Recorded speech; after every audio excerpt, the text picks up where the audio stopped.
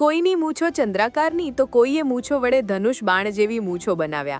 વિશ્વ પ્રસિદ્ધ પુષ્કરનો મેળો આમ તો એના પશુઓ માટે પ્રખ્યાત છે, પણ આ મેળામાં પરંપરા અને રાજસ્થાની ગૌરવનું પ્રતીક બની ચૂકેલી અવનવી મૂછોએ જબરું આકર્ષણ જમાવ્યું.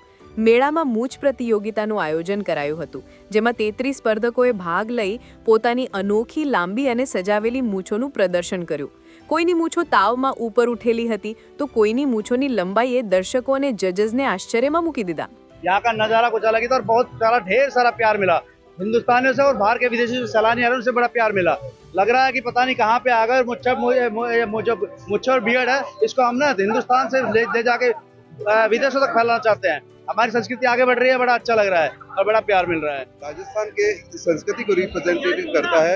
राजस्थान की संस्कृति जो डोलामारू से शुरू होती है, जिसमें दाढ़ी मूछों का जिक्र होता है, उससे लेकर अभी यहाँ पर जितने भी देखेंगे उन्होंने दाढ़ी मूछें बना रखी है.